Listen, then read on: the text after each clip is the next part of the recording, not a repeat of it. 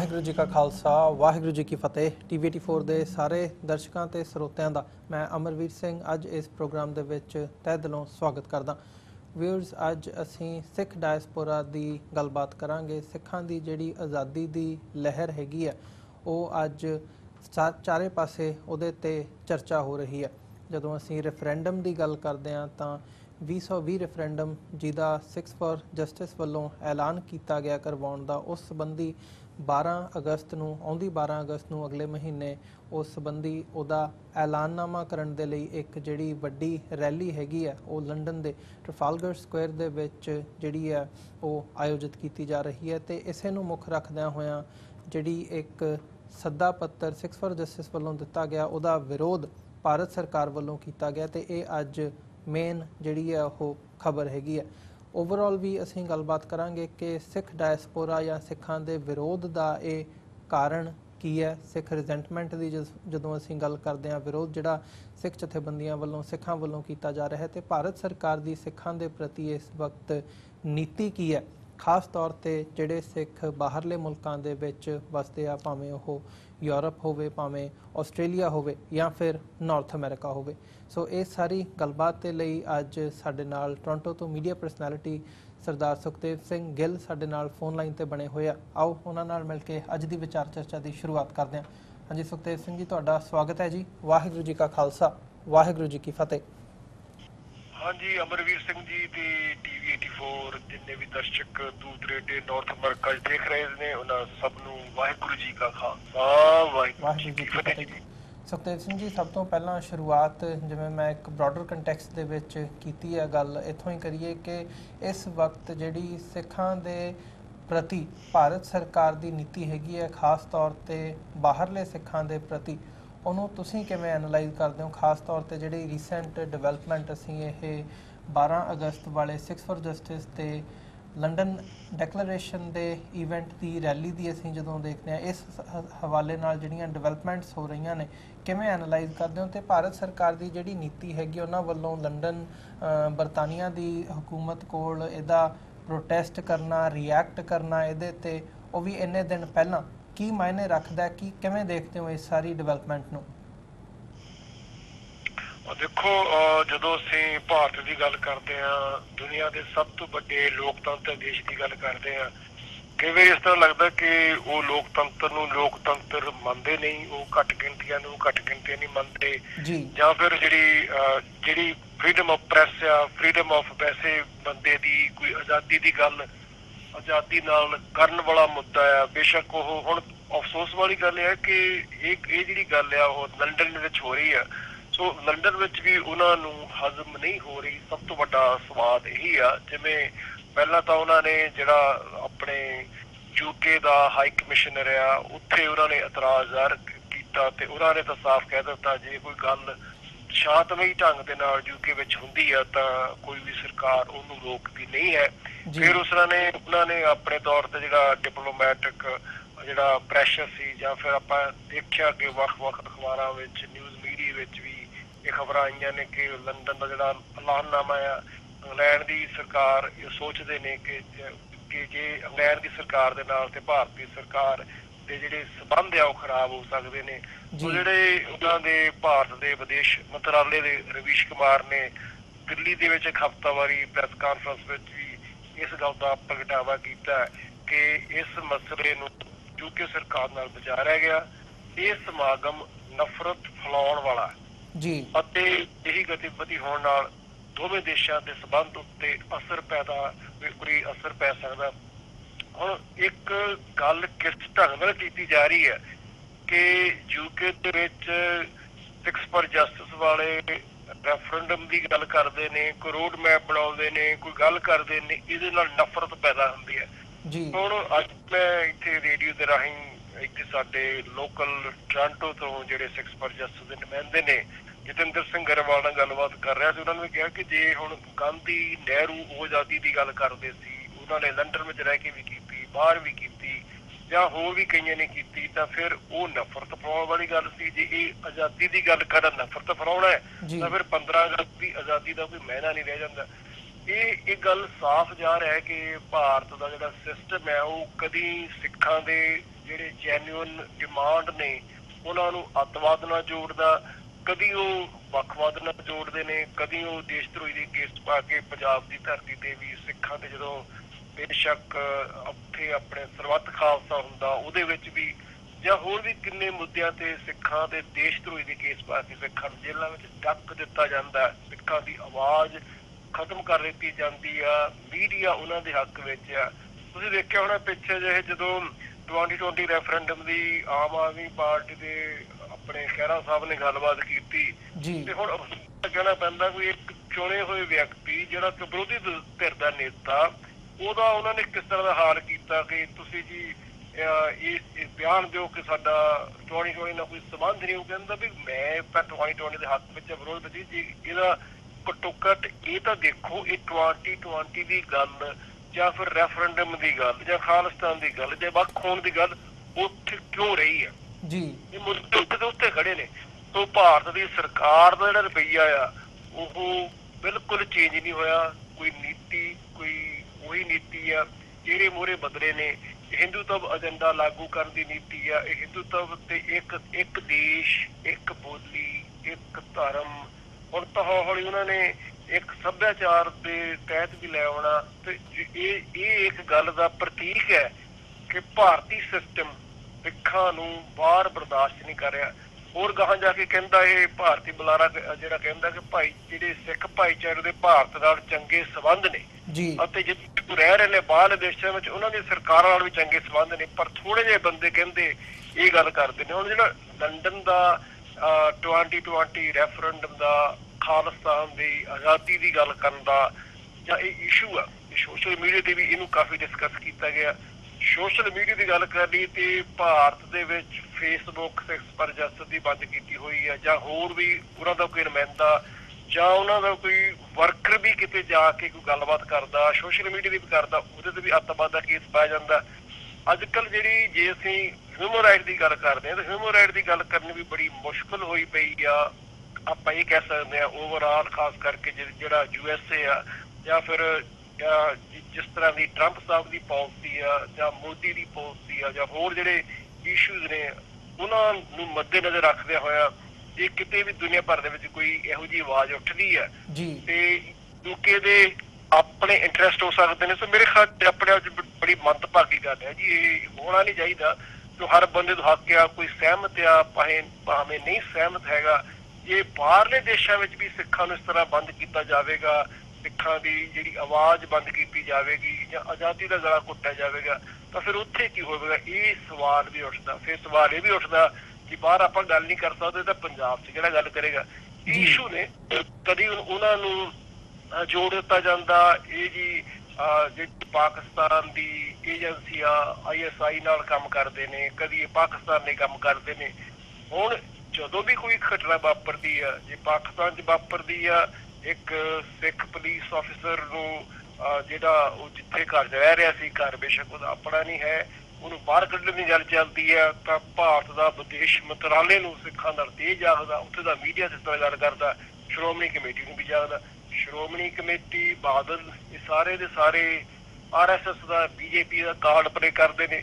ਉਸ ਨਾਲ ਕਹਿਣਾ ਪੈਂਦਾ ਕਿ ਭਾਰਤ ਦੇ ਵਿੱਚ, ਪੰਜਾਬ ਦੇ ਵਿੱਚ ਜੇ ਸਿੱਖਾਂ ਨੂੰ ਆਜ਼ਾਦੀ ਹੋਵੇ ਤਾਂ ਅੱਜ ਸਿੱਖਾਂ ਦਾ ਬਰਗਾੜੀ ਦਾ ਮੋਰਚਾ ਚੱਲ ਰਿਹਾ। ਹਾਂਜੀ, ਕਿੰਨੇ ਦਿਨ ਹੋ ਗਏ ਆਪਣੇ ਸਾਹਮਣੇ ਆ, ਕਿਉਂਕਿ ਆਜ਼ਾਦੀ ਨਾਲ ਦੀ ਚੀਜ਼ ਕੋਈ ਨਹੀਂ। ਸਿੱਖਾਂ ਨੂੰ ਹਰ ਇਸ਼ੂ ਤੇ ਸੰਘਰਸ਼ ਕਰਨਾ ਪੈ ਰਿਹਾ। ਸਿੱਖਾਂ ਨੂੰ ਆਪਣੀ ਹੋਂਦ, ਹਸਤੀ, ਬੋਲੀ, ਵਿਰਸੇ ਨੂੰ ਬਚਾਉਣ ਲਈ ਸਾਰਾ ਕੁਛ ਕੀਤਾ ਆਪਾਂ ਨੂੰ ਕਰਨਾ ਪੈ ਰਿਹਾ।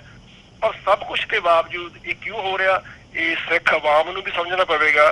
ਕਿਉਂਕਿ ਜਦੋਂ ਮੈਂ ਅੱਜ ਗੱਲ ਕਰ ਰਿਹਾ ਸੀ ਸਤਿੰਦਰ ਸਿੰਘ ਗਰੇਵਾਲ ਨੇ, ਉਹਨਾਂ ਨੇ ਕਿਹਾ ਵੀ ਇਹ ਇੱਕ ਸਰਵੇ ਆਇਆ ਕਿ ਸਿੱਖਾਂ ਦੇ ਮਨਾਂ ਦੇ ਵਿੱਚ, ਪੰਜਾਬ ਦੇ ਵਿੱਚ ਦਹਿਸ਼ਤਗਰਦੀ, ਜਿਹੜਾ ਸਟੇਟ ਦੀ ਦਹਿਸ਼ਤਗਰਦੀ ਤੋਂ ਡਰਨ ਵਾਲਾ ਜਿਹੜਾ ਮਾਹੌਲ ਬਣਿਆ ਹੋਇਆ, ਇਹ ਵੀ ਆਪਣੇ ਆਪ ਵਿੱਚ ਬੜਾ ਅਫਸੋਸਨਾਕ ਆ। ਜੇ ਲੋਕਾਂ ਦੀ ਆਵਾਜ਼ ਹੀ ਤੁਸੀਂ ਬਹੁਤ ਬੰਦ ਕਰੋਗੇ ਫਿਰ ਲੋਕੀ ਹੋਰ ਵੀ ਉੱਭਰਨਗੇ। ਇੱਕ ਗੱਲ ਤਾਂ ਮੇਰੇ ਖਿਆਲ ਜ਼ਾਹਰ ਵੀ ਆ, ਜਿਹਨੂੰ ਨਹੀਂ ਵੀ ਪਤਾ ਸੀ ਹੁਣ ਉਹਨੂੰ ਵੀ ਪਤਾ ਲੱਗੇਗਾ ਕਿ ਹਾਂ ਸਿੱਖਾਂ ਦੀ ਕੋਈ ਡਿਮਾਂਡ ਹੈ, ਸਿੱਖਾਂ ਦਾ ਕੋਈ ਮੁੱਦਾ ਹੈ। ਲੰਡਨ ਡੈਕਲੇਰੇਸ਼ਨ ਹੈ ਜਿੱਥੇ ਤੇ ਰੈਫਰੈਂਡਮ 2020 ਦੀ ਗੱਲ ਹੋਣੀ ਆ। 12 ਅਗਸਤ ਨੂੰ ਲੰਡਨ ਦੇ ਟ੍ਰਫਾਲਗਰ ਸਕੁਏਅਰ ਦੇ ਵਿੱਚ ਜਿੱਥੇ ਸਿੱਖਸ ਪਰ ਜਸਟਿਸ ਵਾਲੇ ਉਹ ਡੈਲੀਗੇਟਰ ਨਾਲ ਲੈ ਕੇ ਖੁਦ ਮੁਖਤਿਆਰੀ ਦੀ ਗੱਲ ਕਰਨਗੇ ਜਾਂ ਫਿਰ ਰਾਈਟ ਟੂ ਸੈਲਫ ਡਿਟਰਮੀਨੇਸ਼ਨ ਦੀ ਗੱਲ ਕਰਨਗੇ, ਘੱਟੋ ਘੱਟ ਦੁਨੀਆ ਦੇ ਲੋਕਾਂ ਨੂੰ ਇਸ ਇਸ਼ੂ ਬਾਰੇ ਜ਼ਰੂਰ ਪਤਾ ਲੱਗੇਗਾ। ਜਿਹਨੂੰ ਨਹੀਂ ਵੀ ਪਤਾ ਮੇਰੇ ਖਿਆਲ ਉਹਨੂੰ ਵੀ ਪਤਾ ਲੱਗੇਗਾ। ਹਾਂਜੀ, ਤੇ ਇਹ ਇੱਕ ਪੋਜ਼ਿਟਿਵ ਪੱਖ ਵੀ ਆ, ਨੈਗੇਟਿਵ ਪੱਖ ਤਾਂ ਆਪਣੇ ਕੋਲ ਹੈਗਾ ਕਿਉਂਕਿ ਆਪਣੇ ਕੋਲ ਆਜ਼ਾਦੀ ਨਹੀਂ, ਆਜ਼ਾਦੀ ਨਾ ਹੋਣ ਕਰਕੇ ਜਿਹੜਾ ਸਾਰਾ ਸਿਸਟਮ ਆਪਣੇ ਖਿਲਾਫ ਕੰਮ ਕਰਦਾ। ਹਾਂਜੀ, ਇਹਦੇ ਵਿੱਚ ਵੀ ਕੋਈ ਸ਼ੱਕ ਨਹੀਂ ਹੈਗੀ। ਜੀ ਸੁਖਤੇਜ ਸਿੰਘ ਜੀ, ਜਿਵੇਂ ਤੁਸੀਂ ਗੱਲ ਕੀਤੀ ਹੈ ਅਖੀਰ ਦੇ ਵਿੱਚ ਕਿ ਜੇ ਆਜ਼ਾਦੀ ਨਾ ਹੋਵੇ ਤਾਂ ਸਾਰਾ ਜਿਹੜਾ ਸਿਸਟਮ ਹੈਗਾ ਉਹ ਤੁਹਾਡੇ ਖਿਲਾਫ ਕੰਮ ਕਰਦਾ। ਸੋ ਇੱਦਾਂ ਦੀ ਸਿਚੁਏਸ਼ਨ ਦੇ ਵਿੱਚ ਜਿੰਨਾ ਖਾਸ ਤੌਰ 'ਤੇ ਜਿਹੜੇ ਸਿੱਖ ਬਾਹਰ ਵਸਦੇ ਆ, ਭਾਵੇਂ ਉਹ ਕੈਨੇਡਾ ਦੇ ਵਿੱਚ ਹੋਣ ਜਾਂ ਉੱਥੇ ਯੂਰਪ ਦੇ ਵਿੱਚ, ਇਸ ਖਾਸ ਜਦੋਂ ਅਸੀਂ ਲੰਡਨ ਡੈਕਲੇਰੇਸ਼ਨ ਦੀ ਗੱਲ ਕਰ ਰਹੇ ਹਾਂ ਅਤੇ ਭਾਵੇਂ ਉਹ ਬਰਤਾਨੀਆ ਦੀ ਅਸੀਂ ਗੱਲ ਕਰੀਏ, ਸੋ ਜਦੋਂ ਭਾਰਤ ਸਰਕਾਰ ਵੱਲੋਂ ਇਹਨਾਂ ਮੁਲਕਾਂ ਤੱਕ ਅਪਰੋਚ ਕੀਤੀ ਜਾਂਦੀ ਹੈ ਜਿਵੇਂ ਇਸ ਮਾਮਲੇ ਦੇ ਵਿੱਚ ਵੀ ਕੀਤੀ ਗਈ ਹੈ, ਤਾਂ ਜਿਹੜਾ ਇਹਨਾਂ ਮੁਲਕਾਂ ਦਾ ਰਿਐਕਸ਼ਨ ਹੁੰਦਾ ਜਾਂ ਉਹ ਕੀ ਜਵਾਬ ਦਿੰਦੇ ਆ ਭਾਰਤ ਨੂੰ, ਉਹ ਇਸ ਸਾਰੇ ਘਟਨਾਕ੍ਰਮ ਦੇ ਵਿੱਚ ਬਹੁਤ ਮਾਇਨੇ ਰੱਖਦਾ। ਸੋ ਇਸ ਵਾਰ ਦਾ ਜਿਹੜਾ ਬਰਤਾਨੀਆ ਸਰਕਾਰ ਦਾ ਰਿਸਪੌਂਸ ਹੈਗਾ ਉਹਨੂੰ ਤੁਸੀਂ ਕਿਵੇਂ ਦੇਖਦੇ ਹੋ ਸਿੱਖ ਨੁਕਤਾ ਨਿਗਾਹ ਤੋਂ? ਬਰਤਾਨੀਆ ਸਰਕਾਰ ਦਾ ਜਿਹੜਾ ਰਿਸਪੌਂਸ ਆ, ਅਜੇ ਤਾਂ ਕੋਈ ਉਹਨਾਂ ਨੇ ਇਹੋ ਜਿਹਾ ਰਿਸਪੌਂਸ ਨਹੀਂ ਕੀਤਾ ਕਿ ਉਹ ਜਿਹੜਾ ਲੰਡਨ ਦਾ ਜਿਹੜਾ ਐਲਾਨਨਾਮਾ ਹੈ ਜਾਂ ਉਹਨੂੰ ਬੰਦ ਕਰਨ ਦੀ ਕੋਸ਼ਿਸ਼ ਕਰਨਗੇ। ਇਹੋ ਜਿਹੀ ਗੱਲ ਤਾਂ ਨਹੀਂ, ਕਿਉਂਕਿ ਇੱਕ ਪਾਸੇ ਤਾਂ ਜੇ ਉੱਥੇ ਸਕਾਟਲੈਂਡ ਵਾਲਿਆਂ ਨੂੰ ਆਪਣਾ ਵੱਖਰਾ ਦੇਸ਼ ਬਣਾਉਣ ਲਈ ਰੈਫਰੈਂਡਮ ਹੋ ਸਕਦਾ, ਜੇ ਕਿਊਬਕ ਦੇ ਵਿੱਚ ਹੋ ਸਕਦਾ, ਤੇ ਹੋਰ ਆਪਣੇ ਦੇਸ਼ਾਂ ਦੇ ਵਿੱਚ ਹੋ ਸਕਦਾ, ਕਈ ਮੁਲਕ ਇਸ ਤਰ੍ਹਾਂ ਹੋਂਦ ਵਿੱਚ ਆਏ ਵੀ ਨੇ, ਤਾਂ ਉਹ ਆਪਣੇ ਦੇਸ਼ ਵਿੱਚ ਆਪਣੇ ਨਾਗਰਿਕਾਂ ਵੱਲੋਂ ਕੀਤਾ ਗਿਆ ਇੱਕ ਆਜ਼ਾਦੀ ਦੀ ਰੈਫਰੈਂਡਮ ਕਿਵੇਂ ਬੰਦ ਕਰ ਸਕਦੇ ਨੇ? ਜੇ ਉਹਨਾਂ ਨੇ 1984 ਵਿੱਚ ਸਾਰੀਆਂ ਕੋਸ਼ਿਸ਼ਾਂ ਹੋਣ ਦੇ ਬਾਵਜੂਦ ਵੀ ਬੇਸ਼ੱਕ ਡੈਮੋਨਸਟ੍ਰੇਸ਼ਨ ਸੀ ਜਾਂ ਹੋਰ ਇਸ਼ੂ ਸੀ, ਉਹਨਾਂ ਨੇ ਬੰਦ ਨਹੀਂ ਕੀਤੇ, ਤੇ ਉਹ ਇੱਥੇ ਕਿਵੇਂ ਕਰ ਸਕਦੇ ਨੇ? ਮੇਰੇ ਖਿਆਲ 'ਚ ਕੋਈ ਇਹ ਹੋਣਾ ਨਹੀਂ ਹੈਗਾ ਵੀ ਉਹਨਾਂ ਨੇ ਕੋਸ਼ਿਸ਼ ਕਰਨੀ ਆ। ਉਹ ਆਪਣੇ ਤੌਰ ਤੇ ਪ੍ਰੋਟੈਸਟ ਕਰ ਵੀ ਸਕਦੇ ਨੇ, ਇਹਦੇ ਵਿੱਚ ਵੀ ਕੋਈ ਸ਼ੱਕ ਨਹੀਂ, ਉਹਨਾਂ ਦਾ ਵੀ ਹੱਕ ਬਣਦਾ। ਪਰ ਡਿਪਲੋਮੈਸੀ ਜਾਂ ਜਿਹੜਾ ਆਪਣੇ ਟ੍ਰੇਡ ਦੇ ਥੱਲੇ ਜਾਂ ਫਿਰ ਜਦੋਂ ਕੋਈ ਆਪਣੇ ਬਹੁਤ ਵੱਡੀ ਕੋਈ ਟ੍ਰੇਡ ਦਾ ਮੁੱਦਾ ਆਉਂਦਾ, ਉਸ ਮੁੱਦੇ ਨੂੰ ਲੈ ਕੇ ਵੀ ਇਹੋ ਜਿਹੇ ਮੁੱਦੇ ਉੱਠ ਖੜਦੇ ਨੇ। ਬੇਸ਼ੱਕ ਉਹ 84 ਵਿੱਚ ਵੀ ਉੱਠੇ ਆ, ਹੁਣ ਵੀ ਉੱਠੇ ਆ, ਪਰ ਅੱਜ ਕੱਲ੍ਹ ਇੱਕ ਹੋਰ ਵੀ ਗੱਲ ਹੈ ਕਿ ਸੋਸ਼ਲ ਮੀਡੀਆ ਦੇ ਵਿੱਚ ਹੋ ਗਿਆ, ਜਿਹੜੀ ਖਬਰ ਬਹੁਤ ਛੇਤੀ ਦੁਨੀਆ ਭਰ ਵਿੱਚ ਫੈਲ ਜਾਂਦੀ ਆ। ਤੇ ਸਾਨੂੰ ਆਸ ਹੈ ਕਿ ਜਿਹੜੀ ਇੰਗਲੈਂਡ ਦੀ ਸਰਕਾਰ ਆ ਉਹ ਬਿਲਕੁਲ ਭਾਰਤੀ ਸਿਸਟਮ ਦੀਆਂ ਸਾਰੀਆਂ ਸ਼ਰਤਾਂ ਨਹੀਂ ਮੰਨੇਗੀ। ਕੋਈ ਵੀ ਸਰਕਾਰ ਇਸ ਤਰ੍ਹਾਂ ਨਹੀਂ ਮੰਨਦੀ ਹੁੰਦੀ। ਬੇਸ਼ੱਕ ਸਾਡੇ ਇੱਥੇ ਆਪਣੇ ਜਦੋਂ ਟਰੂਡੋ ਸਾਹਿਬ ਗਏ ਸਨ, ਉਹਨਾਂ ਨੇ ਕਿਹੜੀ ਸਾਰੀਆਂ ਗੱਲਾਂ ਉਹਨਾਂ ਦੀਆਂ ਮੰਨ ਲਈਆਂ ਤੇ ਉਹਨਾਂ ਇਸ ਤਰ੍ਹਾਂ ਉਹਨਾਂ ਦਾ ਅਪਮਾਨ ਕਰਨ ਦੀ ਕੋਸ਼ਿਸ਼ ਕੀਤੀ ਹੈ। ਹੁਣ ਜੇ ਉਸ ਗੱਲ ਨੂੰ ਲੈ ਲਈਏ ਤੇ ਅਜੇ ਤਾਂ ਉਹਨਾਂ ਦਾ ਜਿਹੜਾ ਮੁੱਦਾ ਹੈ 30 ਸਾਲ ਬਾਅਦ ਜਿਹੜੀ 1984 ਵਿੱਚ ਬਰਤਾਨੀਆ ਦੀ ਸਰਕਾਰ ਦੀ ਕੀ ਭੂਮਿਕਾ ਸੀ, ਹਜੇ ਤਾਂ ਉਹ ਮੁੱਦਾ ਠੰਡਾ ਨਹੀਂ ਪੈ ਰਿਹਾ। ਤਾਂ ਉਹ ਦੂਜੇ ਇਸ਼ੂ ਨੂੰ ਇਸ ਵੇਲੇ ਕਿਵੇਂ ਉਹ ਕਹਿ ਸਕਣਗੇ ਕਿ ਹਾਂ ਅਸੀਂ ਜਿਹੜਾ 12 ਅਗਸਤ ਨੂੰ ਆਪਣੇ ਰੈਫਰੈਂਡਮ ਦੇ ਸੰਬੰਧੀ ਲੰਡਨ ਐਲਾਨਨਾਮਾ ਆ ਉਹਨੂੰ ਅਸੀਂ ਬਿਲਕੁਲ ਬੰਦ ਕਰ ਦੇਵਾਂਗੇ? ਉਹ ਤਾਂ ਫਿਰ ਮੇਰੇ ਖਿਆਲ ਜਿਹੜਾ ਇੰਟਰਨੈਸ਼ਨਲ ਲੈਵਲ ਤੇ ਵੀ ਗੱਲ ਬਹੁਤ ਉੱਠੇਗੀ। ਜੇ ਇਹ ਕਰਨਗੇ ਤਾਂ ਹੋਰ ਵੱਡਾ ਮੁੱਦਾ ਮੇਰੇ ਖਿਆਲ 'ਚ ਉੱਠੇਗਾ। ਜੀ ਸੁਖਤੇਜ ਸਿੰਘ ਜੀ, ਇਸੇ ਦੇ ਨਾਲ ਜੇ ਅਸੀਂ ਭਾਰਤ ਦੇ ਵਿੱਚੋਂ ਜਿਹੜੀਆਂ ਆਵਾਜ਼ਾਂ ਉੱਠ ਰਹੀਆਂ ਨੇ ਖਾਸ ਤੌਰ 'ਤੇ ਮੀਡੀਆ ਦੇ ਵੱਲੋਂ ਇਸ ਸਾਰੇ ਘਟਨਾਕ੍ਰਮ ਨੂੰ ਮੁੱਖ ਰੱਖਦਿਆਂ ਹੋਇਆਂ, ਉਹਨੂੰ ਤੁਸੀਂ ਕਿਵੇਂ ਦੇਖਦੇ ਹੋ? ਜਿਵੇਂ ਤੁਸੀਂ ਰਵੀਸ਼ ਕੁਮਾਰ ਦੀ ਗੱਲ ਕੀਤੀ ਹੈ, ਮੈਂ ਚਾਹੂੰਗਾ ਰਵੀਸ਼ ਕੁਮਾਰ ਦਾ ਜਿਹੜਾ ਜੋ ਵੀ ਉਹਨਾਂ ਨੇ ਕਿਹਾ ਹੈਗਾ, ਜੇ ਤੁਸੀਂ ਡਿਟੇਲ ਦੇ ਵਿੱਚ ਉਹ ਸਾਨੂੰ ਡਿਸਕਸ ਕਰ ਸਕੋ ਜਾਂ ਦੱਸ ਸਕੋ ਕਿ ਕੀ ਐਗਜ਼ੈਕਟਲੀ ਹੈਗਾ, ਕਿਉਂਕਿ ਰਵੀਸ਼ ਕੁਮਾਰ ਅਤੇ ਬਾਕੀ ਜਿਹੜੇ ਪੱਤਰਕਾਰ ਹੈਗੇ ਆ, ਕੁਝ ਇਹੋ ਜਿਹੀਆਂ ਆਵਾਜ਼ਾਂ ਨੇ ਜਿਨ੍ਹਾਂ ਨੂੰ ਲਿਬਰਲ ਕਿਹਾ ਜਾਂਦਾ ਅਤੇ ਉਹਨਾਂ ਦਾ ਕੀ ਰਿਸਪੌਂਸ ਹੈ? ਓਵਰਆਲ ਜਿਹੜਾ ਮੀਡੀਆ ਹੈਗਾ ਉਹ ਇਹਨੂੰ ਆਜ਼ਾਦੀ ਦੀ ਲਹਿਰ ਵਜੋਂ ਜਾਂ ਸਿੱਖਾਂ ਦੀ ਕੀ ਡਿਮਾਂਡ ਹੈਗੀ ਹੈ ਉਹ ਦੇਖਣ ਦੀ ਬਜਾਏ ਕਿਸ ਹਿਸਾਬ ਨਾਲ ਪੇਸ਼ ਕੀਤਾ ਜਾ ਰਿਹਾ? ਨਹੀਂ, ਜਿਹੜੀ ਮੈਂ ਗੱਲ ਕੀਤੀ ਆ ਰਵੀਸ਼ ਕੁਮਾਰ ਦੀ, ਉਹ ਤਾਂ ਭਾਰਤੀ ਵਿਦੇਸ਼ ਮੰਤਰਾਲੇ ਦਾ ਜਿਹੜਾ ਬੁਲਾਰਾ ਹੈਗਾ ਰਵੀਸ਼ ਕੁਮਾਰ, ਮੈਂ ਉਹਦੀ ਗੱਲ ਕੀਤੀ ਸੀ, ਜਿਹੜਾ ਉਹਨਾਂ ਦਾ ਬਿਆਨ ਹੈ। ਹਾਂਜੀ, ਤੇ ਬਾਕੀ ਜਿਹੜਾ ਭਾਰਤੀ ਮੀਡੀਆ ਨੇ ਤਾਂ ਜਿਹੜੀ ਇੰਡੀਆ ਦੀ ਸਿਸਟਮ ਹੈ, ਜਿਹੜੇ ਦੂਜੇ ਨੇ ਆਪਣੇ NDTV ਦੀ ਤੁਸੀਂ ਗੱਲ ਕੀਤੀ ਆ ਆਪਣੇ ਰਵੀਸ਼ ਕੁਮਾਰ ਉਹਨਾਂ ਦੀ, ਉਹ ਤਾਂ ਫਿਰ ਵੀ ਚਲੋ ਚੰਗੇ ਢੰਗ ਨਾਲ ਗੱਲ ਲੈਂਦੇ ਨੇ। ਪਰ ਜਦੋਂ ਨੈਸ਼ਨਲਿਜ਼ਮ ਦੀ ਗੱਲ ਕਰਦੇ ਆ, ਜਦੋਂ ਅਸੀਂ ਭਾਰਤ ਦੀ ਏਕਤਾ ਅਖੰਡ ਦੀ ਗੱਲ ਕਰਦੇ ਆ, ਜਦੋਂ ਉਹਨਾਂ ਨੂੰ ਲੱਗਦਾ ਕਿ ਭਾਰਤ ਤਾਂ ਟੁੱਟ ਰਿਹਾ ਹੈ ਜੀ, ਉਹ ਦੇਖੋ ਉਹ ਜਿਹੜੀ ਗੱਲ ਨੂੰ ਜੇ ਸਿੱਖ ਵੱਖਰੇ ਹੋਣ ਦੀ ਗੱਲ ਕਰਦੇ ਆ ਤਾਂ ਉਹ ਇਸ ਨੂੰ ਇਸ ਤਰ੍ਹਾਂ ਲੈਂਦੇ ਨੇ ਕਿ ਇਹ ਨਫ਼ਰਤ ਫੈਲਾਉਣ ਦੀ ਗੱਲ ਕਰਦੇ। ਦੇਖੋ ਕਿਸ ਤਰ੍ਹਾਂ ਗੱਲ ਨੂੰ ਟਵਿਸਟ ਕਰਦੇ ਨੇ। ਇਹ ਨਹੀਂ ਗੱਲ ਕਰਦੇ ਕਿ ਸਿੱਖਾਂ ਨੂੰ ਉੱਥੇ ਵੱਧ ਅਧਿਕਾਰ ਦੇਣ ਦਾ ਇਸ਼ੂ ਹੋਣਾ ਚਾਹੀਦਾ ਕਿ ਨਹੀਂ ਹੋਣਾ ਚਾਹੀਦਾ। ਹਾਂਜੀ, ਸੋ ਉੱਥੇ ਦਾ ਸਾਰਾ ਜਿਹੜਾ ਮੀਡੀਆ ਆ ਉਹ ਸਿੱਖਾਂ ਦੇ ਵੱਧ ਅਧਿਕਾਰ ਦੇਣ ਵਾਲੀ ਗੱਲ, ਸਿੱਖਾਂ ਨੂੰ ਇੱਕ ਵੱਖਰਾ ਦੇਸ਼ ਬਣਾਉਣ ਵਾਲੀ ਗੱਲ, ਉਹ ਸਾਰੀ ਦੀ ਸਾਰੀ ਜਿਹੜੀ ਰਾਜ ਦੀ ਪਾਲਿਸੀ ਹੁੰਦੀ ਜਾਂ ਇੰਡੀਆ ਸਟੇਟ ਦਾ ਜਿਹੜਾ ਸਿਸਟਮ ਹੈ ਉਹ ਨੈਸ਼ਨਲਿਜ਼ਮ ਦੇ ਥੱਲੇ ਹੀ ਸਾਰਾ ਕੁਝ ਕਰ ਜਾਂਦੇ ਨੇ। ਜਿਵੇਂ ਇੱਕ ਕਿਤਾਬ ਵੀ ਲਿਖੀ ਸੀ ਮਿਸਟਰ ਦੁਰਾਨੀ ਨੇ ਤਾਂ ਦੌਲਤ ਨੇ, ਉਹਦੇ ਵਿੱਚ ਲਿਖਿਆ ਸੀ ਕਿ ਵੀ ਉਸ ਸਮੇਂ ਅੱਜ ਤੋਂ 25-30 ਸਾਲ ਪਹਿਲਾਂ ਰਾਹ $25 ਮਿਲੀਅਨ ਦਾ US $25 ਮਿਲੀਅਨ ਮੀਡੀਆ ਤੇ ਖਰਚਦੀ ਸੀ। ਅੱਜ ਕਿੰਨੇ ਖਰਚਦੇ ਹੋਣਗੇ? 100 ਮਿਲੀਅਨ ਖਰਚਦੇ ਹੋਣਗੇ। ਸੋ ਤੁਸੀਂ ਦੇਖਿਆ ਕਿ ਜਦੋਂ ਵੀ ਕਿਤੇ ਸਿੱਖਾਂ ਦੀ ਗੱਲ ਚੱਲਦੀ ਆ, ਕਸ਼ਮੀਰ ਦੀ ਗੱਲ ਚੱਲਦੀ ਆ, ਇਹ ਦੇਸ਼ ਕੋ ਤੋੜਨੇ ਕੀ ਬਾਤ ਕਰਤੇ ਹੈ ਜੀ, ਇਹ ਦੇਸ਼ ਨੂੰ ਬ੍ਰੇਕਅਪ ਕਰਨ ਦੀ ਗੱਲ ਕਰਦੇ ਨੇ।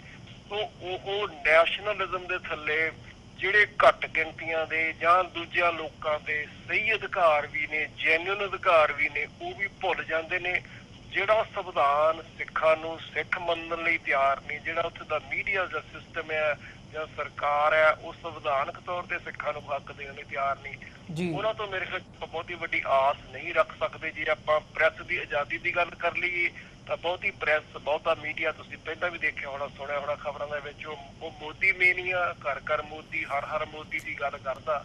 ਉੱਥੋਂ ਕੋਈ ਬੜੀ ਵੱਡੀ ਆਸ ਰੱਖੀ ਨਹੀਂ ਜਾ ਸਕਦੀ। ਮੇਰੇ ਖਿਆਲ 'ਚ ਸਾਰੀਆਂ ਗੱਲਾਂ ਇੰਡੀਆ ਸਟੇਟ ਦੀ ਜੋ ਸਟੇਟ ਕਹਿੰਦੀ ਆ ਉਸ ਢੰਗ ਨਾਲ ਹੀ ਗੱਲ ਕਰਦੇ ਨੇ। ਮੀਡੀਆ ਤੇ ਤਾਂ ਇੰਨਾ ਕੁ ਦਬਾਅ ਆ, ਜਿਹੜਾ ਮੀਡੀਆ ਉਹਨਾਂ ਦੀ ਗੱਲ ਨਹੀਂ ਕਰਦਾ, ਉਹਨਾਂ ਹੱਕ ਦੀ ਗੱਲ ਨਹੀਂ ਕਰਦਾ, ਉਹਨੂੰ ਸਰਕਾਰੀ ਐਡਾਂ ਨਹੀਂ ਮਿਲਦੀਆਂ, ਹੋਰ ਵੱਡੇ ਬਿਜ਼ਨਸ ਵਪਾਰਕ ਅਦਾਰਿਆਂ ਦੀਆਂ ਐਡਾਂ ਨਹੀਂ ਮਿਲਦੀਆਂ।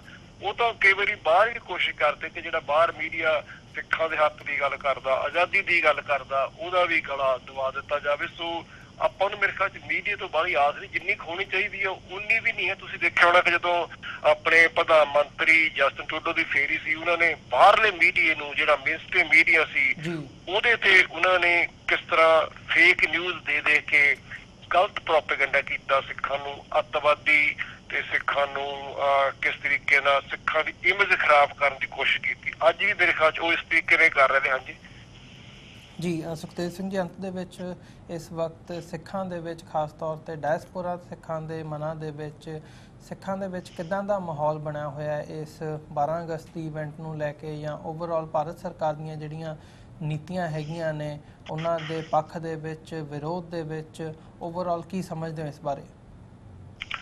ਦੇਖੋ, ਇਹ ਦੋ ਤਿੰਨ ਗੱਲਾਂ ਨੇ ਮੇਰੇ ਖਿਆਲ 'ਚ। ਆਪਾਂ ਜਦ ਤੁਸੀਂ TV 84 ਦੀ ਵੀ ਗੱਲ ਕਰਦੇ, ਡਾਕਟਰ ਸਾਹਿਬ ਨੇ ਵੀ ਮੁੱਦਾ ਉਠਾਇਆ ਸੀ ਜਦੋਂ ਅਫਗਾਨਿਸਤਾਨ ਦੀ ਗੱਲ ਚੱਲਦੀ ਹੈ ਕਿ ਚਿੱਠੀ ਸਿੰਘਪੁਰਾ ਬਨਾਮ ਕਸ਼ਮੀਰ। ਹਾਂਜੀ, ਪਿੱਛੇ ਜਿਹੇ ਰਿਪੋਰਟ ਇੱਕ ਆ ਵੀ ਗਈ ਆ ਕਿ ਡਾਕਟਰ ਸਾਹਿਬ ਨੇ ਵੀ ਇਸ ਇਸ਼ੂ ਤੇ ਗੱਲ ਉਠਾਈ ਸੀ ਕਿ ਇਹ ਜਿਹੜਾ ਫਾਇਦਾ ਕਿਹਨੂੰ ਹੁੰਦਾ ਜਦੋਂ ਬਿਲ ਕਲਿੰਟਨ ਹੋਣੀ ਗਏ ਸਨ ਕਸ਼ਮੀਰ ਦੇ ਵਿੱਚ 2000 ਮਾਰਚ ਵਿੱਚ। ਉਸ ਤੋਂ ਬਾਅਦ ਜਿਹੜੀ ਆਪਣੇ ਅਸਿਸਟੈਂਟ ਸੈਕਟਰੀ ਆਫ ਸਟੇਟ ਆ, ਇਹ 1 ਜੁਲਾਈ ਨੂੰ ਇੱਥੇ ਅਫਗਾਨਿਸਤਾਨ ਵਿੱਚ ਸਨ ਜਦੋਂ ਘਟਨਾ ਵਾਪਰੀ ਆ, ਉਹਨੂੰ ਆਪਾਂ ਕਿਸ ਤਰ੍ਹਾਂ ਲੈਂਦੇ ਆ। ਫਿਰ ਬਾਹਰਲੇ ਸਿੱਖਾਂ ਵਿੱਚ ਉਹ ਰੋਸ ਵੀ ਆ, ਬਾਹਰਲੇ ਸਿੱਖਾਂ ਵੱਲੋਂ ਉਹਨਾਂ ਨੂੰ ਬਾਹਰ ਲੈ ਕੇ ਆਉਣ ਦੀ ਇਸ਼ੂ ਵੀ ਚੱਲਦਾ ਹੈ, ਜਿੱਥੇ 13 ਸਿੱਖ ਮਾਰੇ ਗਏ ਤੇ ਨਾਲ ਹਿੰਦੂ ਵੀ ਮਾਰੇ ਗਏ। ਉਹ ਤੋਂ ਬਾਅਦ ਜਿਹੜੀ ਡਿਵੈਲਪਮੈਂਟ ਹੋਈ ਹੈ, ਤਾਲਿਬਾਨ ਤੇ ਇਸਲਾਮਿਕ ਸਟੇਟ ਵੱਲੋਂ ਸਿੱਖਾਂ ਨੂੰ ਨਿਸ਼ਾਨਾ ਬਣਾਉਣ ਤੋਂ ਇਨਕਾਰ ਕੀਤਾ ਗਿਆ। ਉਹਨਾਂ ਕਿਹਾ ਕਿ ਅਸੀਂ ਇਹਨਾਂ ਨੂੰ ਨਹੀਂ ਮਾਰਿਆ। ਸੋ ਇਸ ਗੱਲ ਦੀ ਪੁਸ਼ਟੀ ਵੀ ਹੋ ਜਾਂਦੀ ਹੈ। ਸਿੱਖਾਂ ਦੇ ਵਿੱਚ ਦਹਿਸ਼ਤਗਰਦੀ ਵਾਲਾ ਮਾਹੌਲ ਬਣਾਇਆ ਜਾ ਰਿਹਾ। ਜਿਹੜੇ ਬਾਹਰ ਦੇ ਸਿੱਖ ਨੇ ਉਹ ਕਈ ਵਾਰੀ ਇੰਡੀਆ ਦੇ ਜਿਹੜੀ ਦਹਿਸ਼ਤਗਰਦੀ ਦੇ ਕੁਝ ਬੰਦੇ ਖਿਲਾਫ ਬੋਲਣ ਤੋਂ ਡਰਦੇ ਵੀ ਨਹੀਂ, ਕਿਉਂਕਿ ਉਹ ਜਿਹੜਾ ਮਾਹੌਲ ਇਹੋ ਜਿਹਾ ਹੈ। ਕਈਆਂ ਨੂੰ ਵੀਜ਼ੇ ਦਾ ਇਸ਼ੂ ਹੁੰਦਾ, ਪਰ ਫਿਰ ਵੀ ਗੱਲ ਹੁੰਦੀ ਆ, ਇਹ ਨਹੀਂ ਆਪਾਂ ਕਹਿ ਸਕਦੇ ਨਹੀਂ ਹੁੰਦੀ। ਦੂਜੇ ਪਾਸੇ ਦੇਖਿਆ ਹੋਣਾ ਜਿਹੜੀ ਪਾਕਿਸਤਾਨ ਵਿੱਚ ਘਟਨਾ ਵਾਪਰੀ ਆ, ਇੱਕ ਪੁਲਿਸ ਆਫਿਸਰ ਜਿਹੜਾ ਸਿੱਖ ਹੈ ਉਹਨੂੰ ਬਾਹਰ ਕੱਢਣ ਦੀ ਉਹਨੂੰ ਕਿਸ ਤਰ੍ਹਾਂ ਧੱਕੇ ਨਾਲ ਬਾਹਰ ਕੱਢਿਆ ਗਿਆ, ਭਾਰਤੀ ਮੀਡੀਆ ਨੂੰ ਉਹਨੂੰ ਕਿਸ ਤਰ੍ਹਾਂ ਲਿਆ। ਤੇ ਫਿਰ ਉਸ ਤੋਂ ਬਾਅਦ ਇੰਡੀਆ ਦੇ ਵਿਦੇਸ਼ ਮੰਤਰਾਲੇ ਵੱਲੋਂ ਵੀ ਉਸ ਇਸ਼ੂ ਤੇ ਕਹਿ ਲਓ ਪ੍ਰਤੀਕਰਮ ਹੁੰਦਾ, ਸ਼੍ਰੋਮਣੀ ਕਮੇਟੀ ਵੱਲੋਂ ਹੁੰਦਾ। ਸ਼੍ਰੋਮਣੀ ਕਮੇਟੀ, ਦਿੱਲੀ ਕਮੇਟੀ, ਇਹ ਵੀ BJP ਤੇ RSS ਦਾ ਜਿਹੜਾ ਕਾਰਡ ਪਲੇ ਕਰਦੇ, ਇੱਕ ਤਾਂ ਇਸ਼ੂ ਆ ਜਾਂਦਾ। ਦੂਜੀ ਗੱਲ ਇਹ ਆ ਜਾਂਦੀ ਹੈ ਕਿ ਪਿਛਲੇ ਦਿਨ ਜਦੋਂ ਚਰਨਜੀਤ ਸਿੰਘ ਦਾ ਪਿਸ਼ਾਵਰ ਵਿੱਚ ਕਤਲ ਹੋਇਆ ਸੀ, ਉਦੋਂ ਭਾਰਤੀ ਮੀਡੀਆ ਨੇ ਕਿਸ ਤਰ੍ਹਾਂ ਲਿਆ, ਅੱਜ ਕਿਸ ਤਰ੍ਹਾਂ ਲਿਆ। ਸਿੱਖਾਂ ਦੇ ਵਿੱਚ ਜਿਹੜੀ ਘੁਸਪੈਠ ਕੀਤੀ ਜਾ ਰਹੀ, ਸਿੱਖਾਂ ਦੇ ਵਿੱਚ ਇੰਟਰਨੈਸ਼ਨਲ ਲੈਵਲ ਦੀ ਦਹਿਸ਼ਤਗਰਦੀ ਵਾਲਾ ਮਾਹੌਲ ਬਣਾਇਆ ਜਾ ਰਿਹਾ। ਇਸ ਤੋਂ ਮੇਰੇ ਖਾਸ ਸਿੱਖ ਭਾਈਚਾਰੇ ਨੂੰ ਅਵੇਅਰ ਹੋਣ ਦੀ ਲੋੜ ਆ। ਤੇ ਇਹਦੇ ਵਿੱਚ ਜਿੰਨੀ ਵੀ ਸਾਡੇ ਵਿੱਚ ਅਵੇਅਰਨੈਸ ਆਵੇਗੀ, ਆਪਾਂ ਜਿਵੇਂ ਹੁਣ ਗੱਲ ਕਰਦੇ ਆ, ਜਾਂ TV 84 ਹੈ, ਤੁਸੀਂ ਜਾਂ ਕਿਸੇ ਤਰੀਕੇ ਨਾਲ ਵੀ ਆਪਾਂ ਗੱਲਬਾਤ ਕਰਦੇ ਆ, ਸੋਸ਼ਲ ਮੀਡੀਆ ਤੇ ਫੇਕ ਨਿਊਜ਼ ਬਹੁਤ ਆ ਜਾਂਦੀ ਆ। ਹੁਣ ਤੁਸੀਂ ਦੇਖੋ ਸਾਡੇ ਇੱਥੇ ਬਰੈਂਪਟਨ ਦੇ ਵਿੱਚ ਇੰਟਰਨੈਸ਼ਨਲ ਸਿੱਖ ਸਟੂਡੈਂਟ ਦਾ ਮੁੱਦਾ ਆਇਆ ਸੀ। ਹਾਂਜੀ, ਉਹਨੂੰ ਇੱਥੇ ਦੇ ਕੁਝ ਮੀਡੀਆਕਾਰਾਂ ਨੇ, ਸਰਕਾਰੀ ਸਿਸਟਮ ਨੇ ਇੰਟਰਨੈਸ਼ਨਲ ਸਟੂਡੈਂਟ ਵਰਸਸ ਜਿਹੜੇ ਪਹਿਲਾਂ ਲੋਕੀ ਰਹਿ ਰਹੇ ਸਨ ਉਹ ਮੁੱਦਾ ਬਣਾਉਣ ਦੀ ਕੋਸ਼ਿਸ਼ ਕੀਤੀ। ਸੋ ਇਹਨਾਂ ਗੱਲਾਂ ਤੋਂ ਵੀ ਸਾਨੂੰ ਬਚਣ ਦੀ ਲੋੜ ਆ। ਬਾਕੀ ਧਾਰਮਿਕ ਤੌਰ ਤੇ, ਰਾਜਨੀਤਿਕ ਤੌਰ ਤੇ ਜਿਹੜੇ ਸਾਡੇ ਇਸ਼ੂ ਨੇ ਉਹਨਾਂ ਤੇ ਇੱਕਦਮ ਰਾਈਟ ਵੀ ਆਪਾਂ ਪ੍ਰਤੀਕਰਮ ਨਾ ਕਰੀਏ। ਮੇਰਾ ਇਹ ਵੀ ਵਿਚਾਰ ਆ, ਕਿਉਂਕਿ ਸੋਸ਼ਲ ਮੀਡੀਆ ਤੇ ਵੀ ਫੇਕ ਨਿਊਜ਼ ਬਹੁਤ ਆਉਂਦੀਆਂ ਨੇ। ਉਹ ਫੇਕ ਨਿਊਜ਼ ਗੱਲਾਂ ਇਹ ਨਹੀਂ ਵੀ ਆਪਣੇ ਤੇ ਆਉਂਦੀਆਂ ਨੇ, ਓਵਰਆਲ USA ਜਾਂ CIA ਵਰਗੇ ਵੀ ਕਈ ਵਾਰੀ ਫੇਕ ਨਿਊਜ਼ ਨੂੰ ਸਟਾਪ ਕਰਨ ਵਿੱਚ ਕਾਮਯਾਬ ਨਹੀਂ ਹੁੰਦੇ ਹਨ ਜੀ। ਸੋ ਇੱਕ ਤਾਂ ਇਹ ਮੁੱਦਾ ਹੈਗਾ ਵੀ ਬਾਹਰਲੇ ਸਿੱਖਾਂ ਨੂੰ ਸਿਰ ਜੋੜ ਕੇ ਬੈਠਣ ਦੀ ਲੋੜ ਆ, ਇੱਕ ਦੂਜੇ ਦਾ ਵਿਰੋਧ ਨਾ ਕਰੀਏ। ਬੇਸ਼ੱਕ ਉਹ ਰੈਫਰੈਂਡਮ 2020 ਵਾਲਾ ਐਲਾਨਨਾਮਾ ਹੈਗਾ ਜਾਂ ਕਿਤੇ ਸਿੱਖ ਪਾਰਲੀਮੈਂਟ ਦੀ ਗੱਲ ਚੱਲਦੀ ਆ ਜਾਂ ਸਾਡੀਆਂ ਸੰਸਥਾਵਾਂ ਜਾਂ ਬਰਗਾੜੀ ਮੋਰਚਾ ਲੱਗਾ ਹੋਇਆ, ਆਪਾਂ ਇੱਕ ਦੂਜੇ ਦਾ ਸਾਥ ਦੇਈਏ ਤੇ ਜਿਹੜੇ ਧਾਰਮਿਕ ਤੌਰ ਤੇ ਬਖਰੇਵੇਂ ਨੇ ਉੱਥੇ ਵੀ ਸਾਨੂੰ ਆਪਸ ਵਿੱਚ ਹੀ ਉਲਝਣ 'ਚ ਨਹੀਂ ਪੈਣਾ ਚਾਹੀਦਾ। ਮੇਰਾ ਇਹ ਵੀ ਵਿਚਾਰ ਆ, ਤਾਂ ਕਿ ਜਿਹੜੀ ਸਾਡੀ ਲੜਾਈ ਆ, ਜਿਹੜੀ ਸਾਡੀ ਐਨਰਜੀ ਆ, ਜਿਹੜੀ ਸਾਡੀ ਤਾਕਤ ਆ, ਉਹ ਚੰਗੇ ਪਾਸੇ ਲੱਗੇ। ਤੇ ਚੰਗੇ ਪਾਸੇ ਲੱਗਣ ਨਾਲ ਅਸੀਂ ਜੇ ਕੰਮ 4 ਕਰਨ ਦੀ ਬਜਾਏ 3 ਵੀ ਕਰ ਲਈਏ ਉਹ ਜ਼ਿਆਦਾ ਬਿਹਤਰ ਨੇ। ਆਪੋ ਤਾਪੀ ਤੋਂ ਵੀ ਬਚਣ ਦੀ ਲੋੜ ਆ। ਸੋ ਇੱਕ ਦੂਜੇ ਦਾ ਸਾਥ ਦੇਈਏ, ਲੱਤਾਂ ਨਾ ਖਿੱਚੀਏ। ਉਹ ਦਿਨ ਦੂਰ ਨਹੀਂ ਜਿਸ ਦਿਨ ਕੌਮ ਦੇ ਝੰਡੇ ਦੀ ਬਹੁਤ ਵੱਡੇ ਲੈਵਲ ਤੇ ਆਪਾਂ ਕੌਮ ਦਾ ਮਾਣ ਵਧਾ ਸਕਦੇ ਹਾਂ। ਸੋ ਸਟੈਪ ਬਾਈ ਸਟੈਪ ਮੇਰੇ ਖਿਆਲ 'ਚ ਆਪਾਂ ਨੂੰ ਇੱਧਰ ਨੂੰ ਵਧਣ ਦੀ ਲੋੜ ਹੈ। ਜਿੱਥੇ ਜਿੱਥੇ ਆਪਾਂ ਬੈਠੇ ਹਾਂ ਕੌਮ ਦੀ ਚੜ੍ਹਦੀ ਕਲਾ ਲਈ ਕੰਮ ਕਰੀਏ। ਤੁਹਾਡਾ ਵੀ ਧੰਨਵਾਦ, ਤੁਸੀਂ TV 84 ਰਾਹੀਂ ਡਾਕਟਰ ਸਾਹਿਬ ਵੀ ਤੁਸੀਂ ਵੀ ਵਧੀਆ ਬਖੂਬੀ ਦਾ ਕੰਮ ਕਰ ਰਹੇ ਹੋ, ਕਿਉਂਕਿ ਅੱਜ ਕੱਲ ਜਿਹੜਾ ਲੋਕਾਂ ਦੇ ਵਿੱਚ ਜਿੰਨੀ ਅਵੇਅਰਨੈਸ ਹੋਵੇਗੀ ਉਨਾ ਹੀ ਮੇਰੇ ਖਿਆਲ ਚੰਗੀ ਕਰ ਰਿਹਾ। ਬਾਕੀ ਜਿਹੜਾ ਸੋਸ਼ਲ ਮੀਡੀਆ ਵਾਲਾ ਇਸ਼ੂ ਆ ਜਾਂ ਫਿਰ ਜਦ ਤੱਕ ਕਿਸੇ ਚੀਜ਼ ਦੀ ਜਿਹੜੀ ਅਥੈਂਟਿਸਿਟੀ ਆ ਉਹ ਸਹੀ ਮੀਡੀਆ ਰਾਹੀਂ ਵੀ ਬਣਦੀ, ਉਹ ਤੋਂ ਵੀ ਮੇਰੇ ਖਿਆਲ 'ਚ ਬਚਣ ਦੀ ਲੋੜ ਹੈ। ਹਾਂਜੀ ਜੀ ਸੁਖਤੇਜ ਸਿੰਘ ਜੀ, ਬਹੁਤ ਬਹੁਤ ਧੰਨਵਾਦ ਤੁਹਾਡਾ। ਤੁਸੀਂ ਇਹ ਸਾਰੇ ਇਸ਼ੂ ਦੇ ਉੱਪਰ ਵਿਚਾਰਾਂ ਦੀ ਸਾਂਝ ਪਾਈ ਹੈ। ਸੋ ਅੱਜ ਦੇ ਸ਼ੋਅ ਦੇ ਵਿੱਚ ਇੱਥੇ ਹੀ ਇਜਾਜ਼ਤ ਚਾਹੂੰਗਾ ਜੀ ਮੈਂ ਤੁਹਾਡੇ ਕੋਲੋਂ। ਬਹੁਤ ਬਹੁਤ ਧੰਨਵਾਦ ਤੁਹਾਡਾ। ਵਾਹਿਗੁਰੂ ਜੀ ਕਾ ਖਾਲਸਾ, ਵਾਹਿਗੁਰੂ ਜੀ ਕੀ ਫਤਿਹ। ਥੈਂਕ ਯੂ ਜੀ। ਵਾਹਿਗੁਰੂ ਜੀ ਕਾ ਖਾਲਸਾ, ਵਾਹਿਗੁਰੂ ਜੀ ਕੀ ਫਤਿਹ। Thank you. ਵਿਊਅਰਸ, ਉਮੀਦ ਕਰਦੇ ਹਾਂ ਕਿ ਅੱਜ ਦੀ ਜਿਹੜੀ ਸਾਡੀ ਗੱਲਬਾਤ ਸੀ ਟੋਰਾਂਟੋ ਤੋਂ ਮੀਡੀਆ ਪਰਸਨੈਲਿਟੀ ਸਰਦਾਰ ਸੁਖਤੇਜ ਸਿੰਘ ਗਿੱਲ ਹੋਰਾਂ ਦੇ ਨਾਲੋਂ ਤੁਹਾਨੂੰ ਜ਼ਰੂਰ ਪਸੰਦ ਆਈ ਹੋਵੇਗੀ। ਸੋ ਜਾਂਦੇ ਜਾਂਦੇ ਤੁਹਾਡੇ ਚਰਨਾਂ ਦੇ ਵਿੱਚ ਵੀ ਬੇਨਤੀ ਕਰਦੇ ਹਾਂ, TV 84 ਨੂੰ ਅੱਗੇ ਵਧਾਉਣ ਦੇ ਲਈ ਸਾਨੂੰ ਤੁਹਾਡੀ ਸਹਾਇਤਾ ਦੀ ਲੋੜ ਹੈ।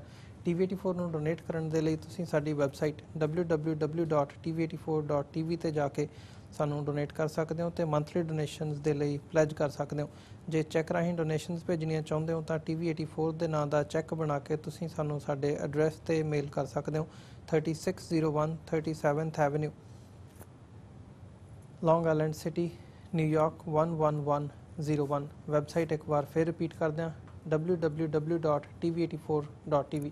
ਇਸੇ ਦੇ ਨਾਲ ਵਿਊਅਰਸ, ਅਸੀਂ ਅੱਜ ਦੇ ਪ੍ਰੋਗਰਾਮ ਦੇ ਵਿੱਚ ਤੁਹਾਡੇ ਕੋਲੋਂ ਇੱਥੇ ਹੀ ਇਜਾਜ਼ਤ ਚਾਹਾਂਗੇ। ਕੱਲ੍ਹ ਨੂੰ ਦੁਬਾਰਾ ਤੁਹਾਡੇ ਨਾਲ ਫਿਰ ਮੁਲਾਕਾਤ ਹੋਵੇਗੀ। ਤਦ ਤੱਕ ਲਈ ਇਜਾਜ਼ਤ ਦਿਓ ਜੀ। ਵਾਹਿਗੁਰੂ ਜੀ ਕਾ ਖਾਲਸਾ, ਵਾਹਿਗੁਰੂ ਜੀ ਕੀ ਫਤਿਹ।